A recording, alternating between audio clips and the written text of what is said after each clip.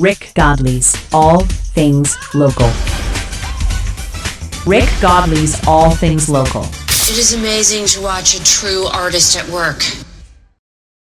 Welcome in, ladies and gentlemen. I'm Rick Godley, All Things Local, and we are at the Lincoln Parish Museum. I have the privilege and honor to talk with this gentleman right here, Travis Woods. Travis Woods in town.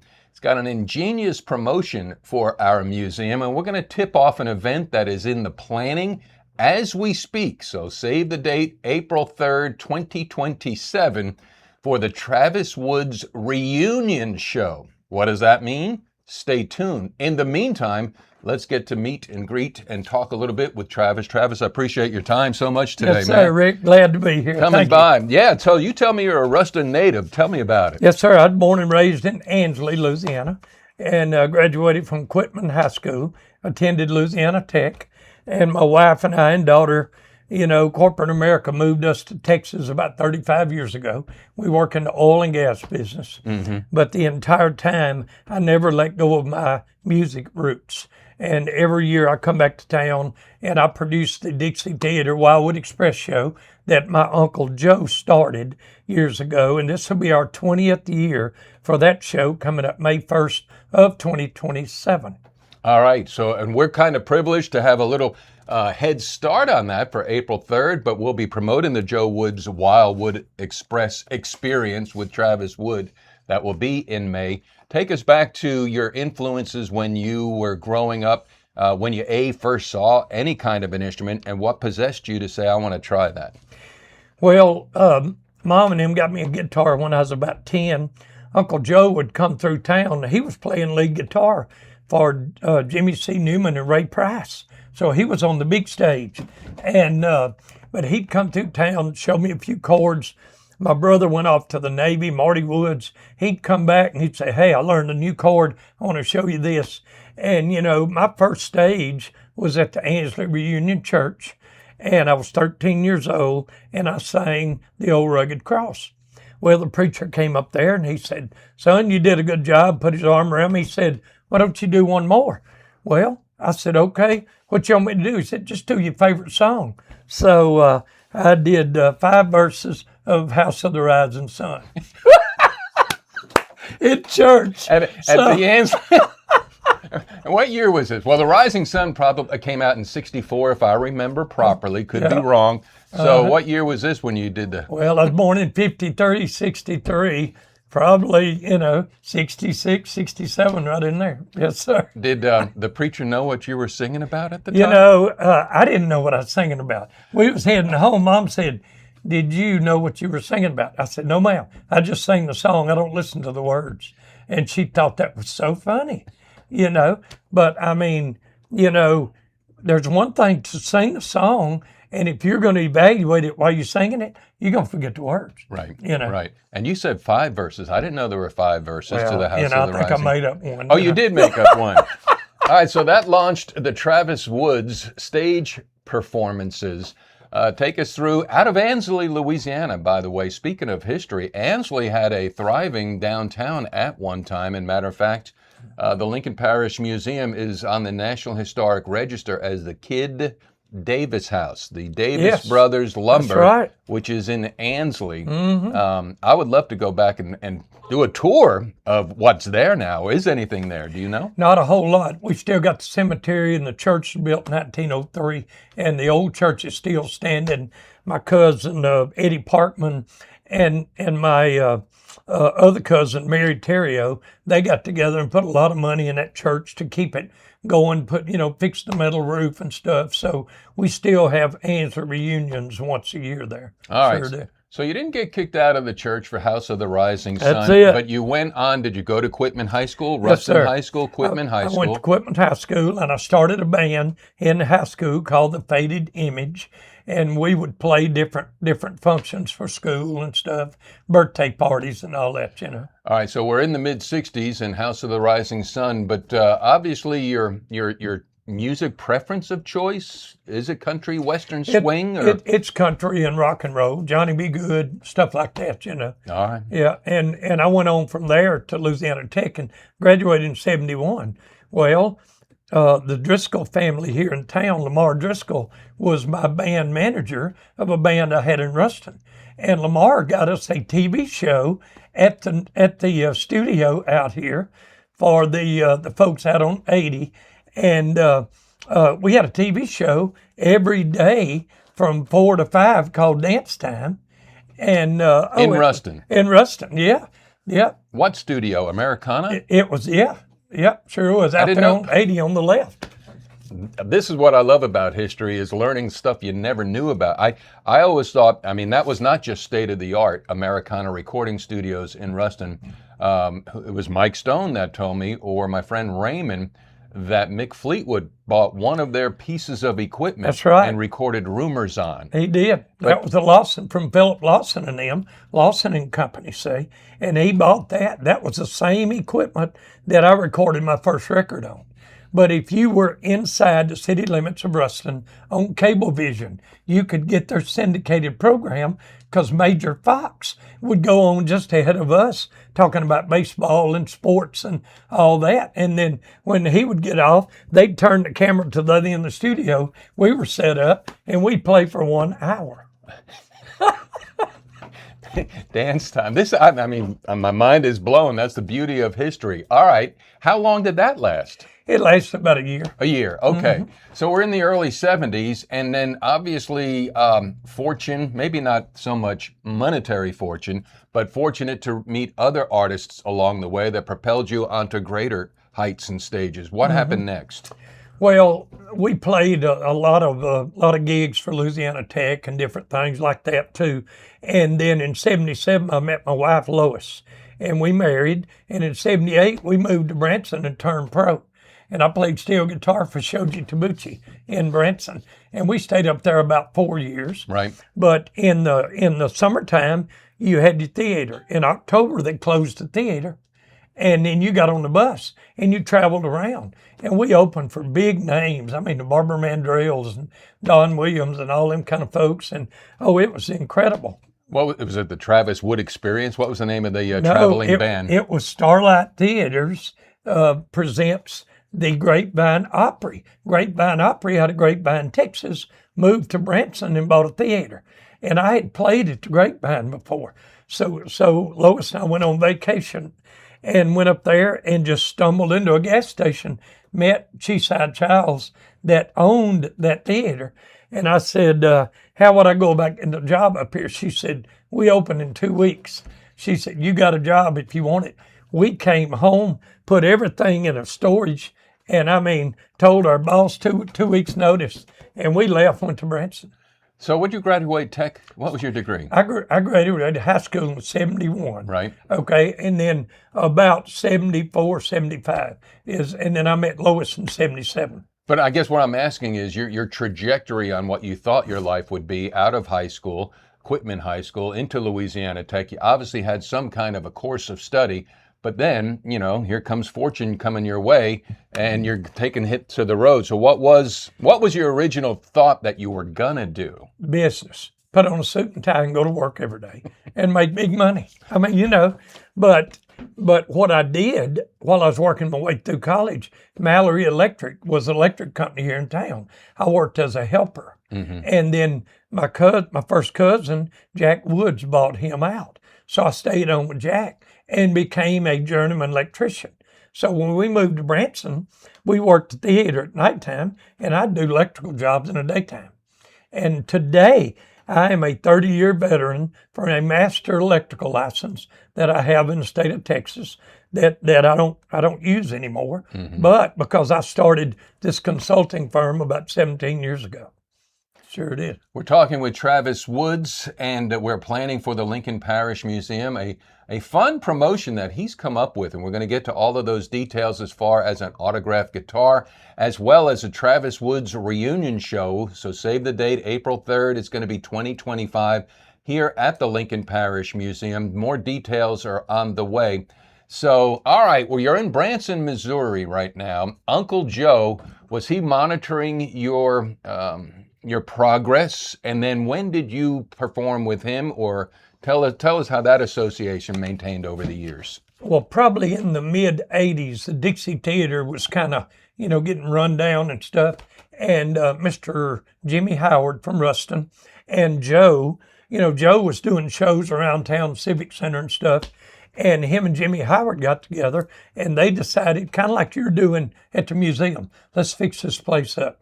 So they go in there and they took out several rows in the front of the seats and they fixed the stage up and it became the Wildwood Express show. Well, we had moved back in probably the early 80s. So Joe called and said, hey, come on, play guitar. Rick Nelson, Buddy Terzer, all of us guys at one point or another played on the Wildwood Express show. And Joe's son, who moved to Texas with me, Jeff Woods, retired from Firestone Tire and Rubber. Jeff played drums. So, we kind of had several family folks in the band, but we would play with him for a while. Then we'd jump, go to another band and do stuff like that, I moved to Ruston in 1982, and I distinctly remember riding by the Dixie and on the marquee, the Joe Woods Wildwood Express. I didn't know anything about what that was, but I do remember because I got involved with the Ruston Community Theater, and I remember Jimmy Howard too. He spared no expense on that board that he put in there. That's right. And I mean, I'm talking about $100,000 if I recall correctly. Yeah, all digital. Back in the mid 80s. That's right. We couldn't spell digital. But you could fix it if you had to. Have you been to all 50 states? All 7 continents in your travels? I think 37 states. Because when you're in Branson and you're traveling, we did 7 shows with Dave and Sugar in Florida, and I think we were some of the first ones to play in the football fields. They'd set up out in the middle of the fields and stadium tour. Wasn't no such thing as a stadium tour then. Mm-hmm. But it was pretty neat. And across the road in Branson was a hee-haw theater. So they built that. And Gordy Tapp and Misty Rowe and Lulu Rahman was at our show all the time. And the lady that owned our show was a single, nice-looking lady, and she dated Jim Hager. So the Hager twins would come over and do shows. We were backing them up, and then we'd go to their show. And if you was a musician in town, registered musician, you got a card, and you got in all the other shows free, Sounds like a charmed life. Did you you and Lois realize it at the time? We didn't have any kids, and Lois kept the books for the theater. She was the only wife that got to travel on the bus with us. All the other wives couldn't go because she kept books for Shoji and the theater, and it was pretty cool because she was always had a good mind for that, and we'd pull up. Well, just give you for instance, we played Norman, Oklahoma on a Saturday night. We left there and drove across the state of Arkansas and opened for Barbara Mandrell at 2:00 at the Forum in Jonesboro, Arkansas, And then we went to Mountain View, Arkansas, and they got a big nice park out there, and we played there. When it was over, we was all hungry. It was late afternoon. They said, let's go over to Grandpa Jones's steakhouse. He opened it in 1980. So we went over and there was Grandpa Jones, Ramona Jones, and we went in there and ate. And a couple of the guys got up on stage with acoustic guitars and played, and we laughed and clapped hands and had a good old time, Has anybody ever called you the Forrest Gump of that music circuit? I mean, no, you're dropping names like it was just nothing and just enjoying the ride every moment. Well, we really did. We were so blessed. We the good Lord stuck us in spots in front of people, and I thought, wow, how did we get here? And my daddy and his wife came one time to the show to see us, and I was up on stage playing steel, but we didn't have a whole lot of folks from here ever come up there and watch us play, Mm-hmm. But we enjoyed Branson and Silver Dollar City, and we would show up for work every day at 4:00. Okay, Lois would open the theater, start selling tickets. We'd go up on stage, start practicing, get ready for the 7:00 to 9:00 show, and we wore tuxedos and tennis shoes. All right, most memorable performances that come to mind in a good way, and most memorable performances that come to mind is like, man, we've had better nights than that one in a not so good way. Well, being in sound and lighting and all that stuff all your life, you set up to do a big show and we'd be opening for a big name, and the sound system would go down, electricity would go off, and it don't get no worse than that, because you'd have John Anderson sitting on the bus waiting to come on, and we take our band, we go out there to open for him, and the power goes down, and then you're sitting there going, what do we do? Do we bring in loud, noisy generators? We had to just wait. That was probably the worst. The best one, I'm going to tell you, we opened, Buddy Terzier did all those shows with Charlie Daniels. Great friend. Well, I called Buddy and said, hey, we're opening for Charlie on this certain date. He said, oh, it's Charlie's birthday.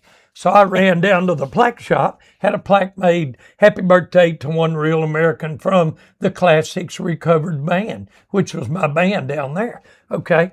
And, but backstage, we were getting autographs and everything, and then we were kind of milling around, and then we had already done our show. So we came back meeting with him, and Charlie said, you boys take your hat off, or he hollered, you hush up, and boy, we all just, what did we do wrong? And he'd take your hat off. And Charlie bowed his head and said the coolest prayer in the world. Let me give these folks what we need. And then about that time, his band started. And then he goes out the door. Choo! That was always very memorable.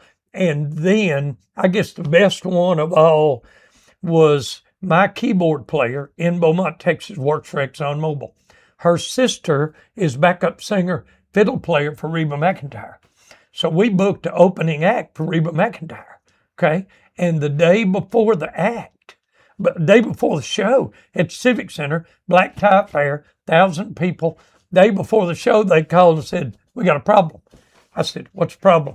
You're not a label mate with Reba McEntire. I said, no, I ain't never met her. Must let me a label mate. And they said, you can't open for Reba unless you're a label mate.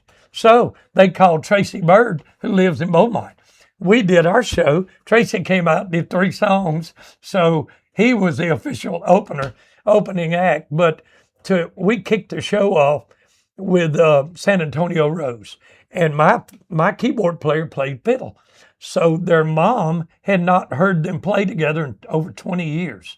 So I had my fiddle player here, Reba's fiddle player here, doing San Antonio Rose.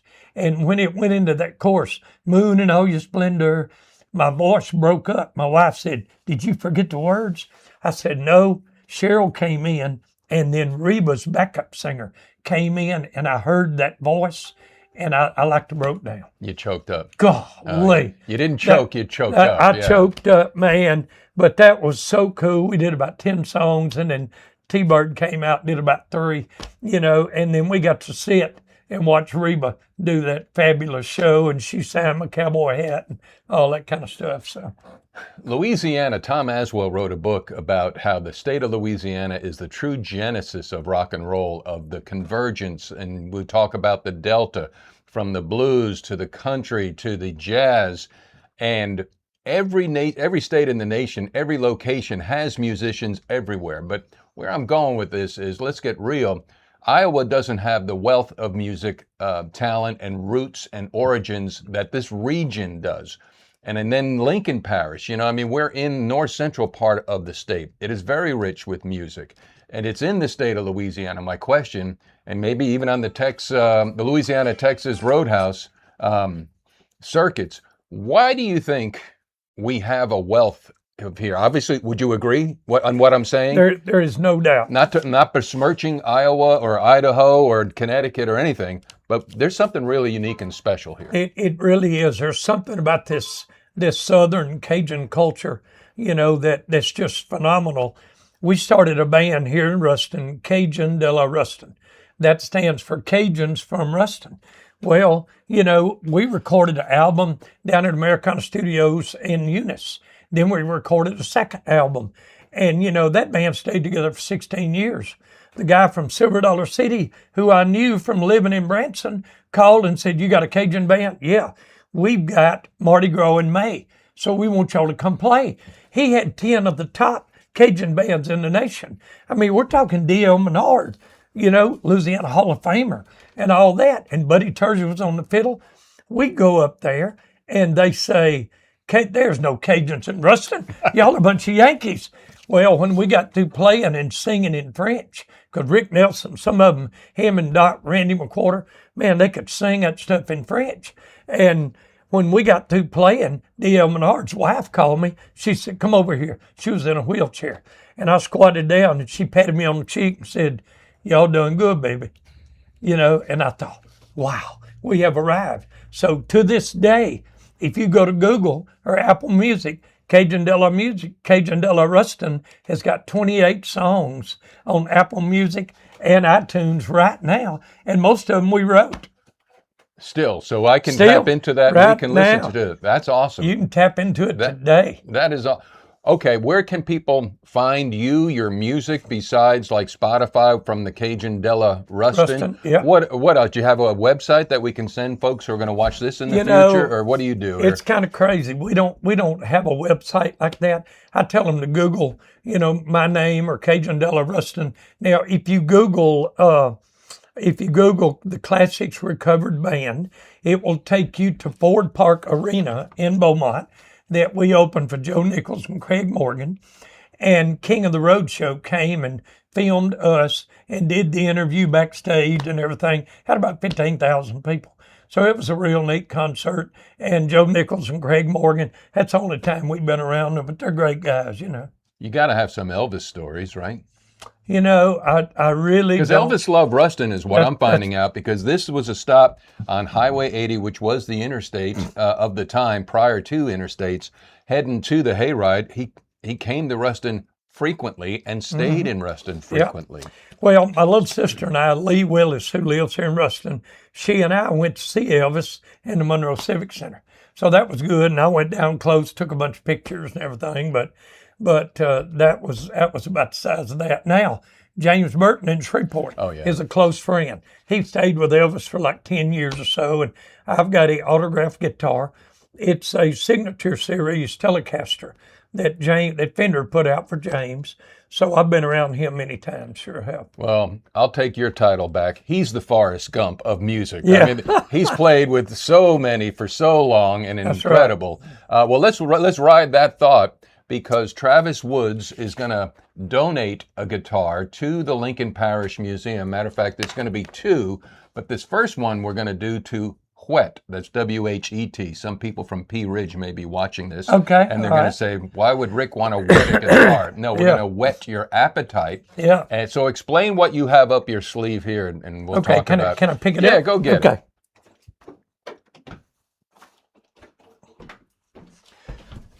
All right. This guitar has been around since the concert with Clint Black about 2016.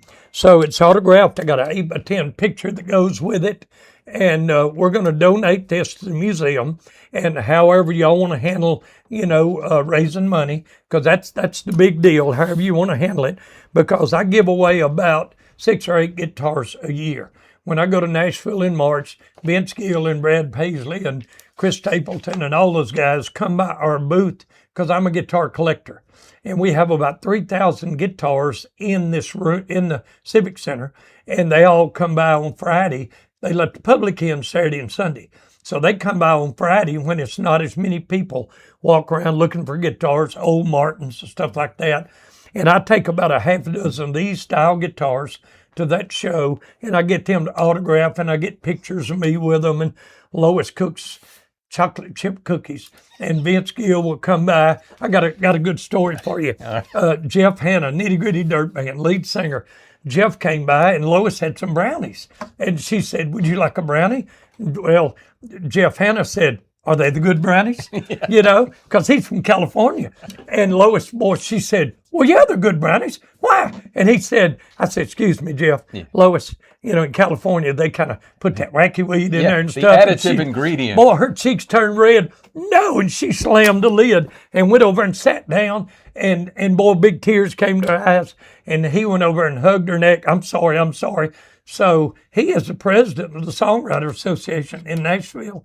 And he will walk by me and not even speak to get a hug from Lois today. So anyhow, that's a pretty neat story from the guitar show. Sure. All right. So you're going up to Nashville. You're going to get another guitar. Yes. Before we go there, what motivates you? What's your motives? Why do you do what you do? Because you told me you are so active and involved with the Dixie Theater, and over the years, millions of dollars have been raised through the Joe Woods Wildwood experience, continuing on in his legacy. What motivates you? Why do you do this? Well, we've done in 20 years probably 100 to 200,000 for the Joe Woods. My band down there, I was on the board for American Cancer for 14 years. Come on now, you can't be close to them folks. If you don't have a big heart, then you ain't alive. And so we, one day I looked in my music room, I had all these guitars hanging. I was on the board at American Cancer, and I said, we need more ways to raise money. So I took a guitar and we put it on auction. Boom, it brought a couple of thousand. I thought, wow, that's pretty cool. So I was a booking agent. So I would bring in the John Anderson, John Michael Montgomery, Ronnie Millsap, whoever was playing, and I'd go buy a brand new guitar, put it backstage in their dressing room. Mickey Gidley, Johnny Lee, here, sign this. Then I'd take it, put it on the bid board, and that night, ink was still wet. So we get to auction it off. That's really what got me in the groove. Right. And then other folks would call Lola Foundation, different ones, Ring the Bell. Oh, that Ring the Bell raises money for kids with cancer. I forgot about that. And they take that money and go straight to the family. They don't go to somebody in Illinois that puts it in a bank account, sucks out 20%, then sends them 5%. They take that money and give it to the family with the kids with cancer. Oh, it's just incredible. So anyhow, that's kind of what got all that started. And taking, Charlie Daniels would sign fiddles for you. You could send stuff to his office, or you could buy it from his office. Buy little old inexpensive fiddles that he autographed, but they would send a document. Charlie really signed this. He didn't play it on stage, but he signed it. And I gave away over 25 of them during the years Charlie was alive, sure did. So we got a black guitar signed by Clint Black. Did you do that on purpose? Probably not. I probably had to scratch around for a pen. There you go. You show that. And we got autograph too of Clint Black as well. That will be part of this. We haven't figured out how we're going to do it. I'm open to suggestions.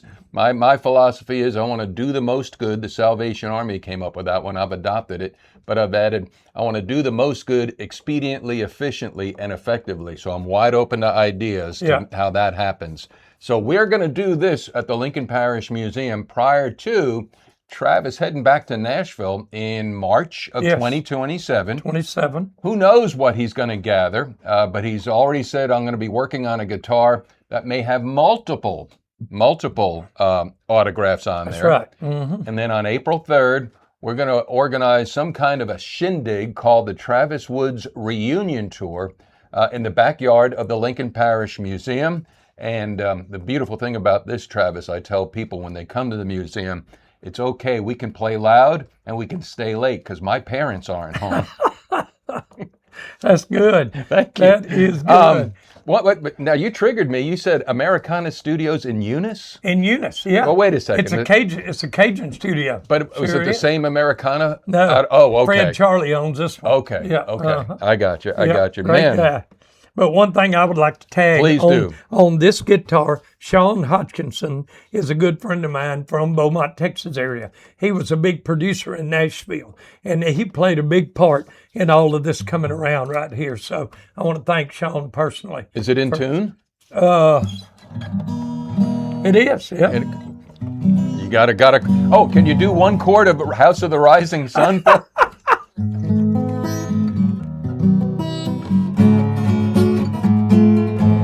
There is a house in New Orleans that they call the Rising Sun, and it's been the ruin of many a poor boy, and God, I know I'm one. Awesome. We're going to leave it right there. You can't top that, man. Travis Woods, thank you so much for, man, boy, awesome job. I've enjoyed this so much. And thank you. God bless y'all and God bless America. That's right. And stay tuned. Follow the Lincoln Parish Museum and Historical Society on Facebook. That's my primary way that I get the information disseminated out to the public, to y'all. And let's make this thing incredible. This is awesome. Thank you. Yes, sir. Thank you. Wow. It looked like it recorded. Good. Ladies and gentlemen, thank you for coming. Please drive carefully and arrive home safely. Good night.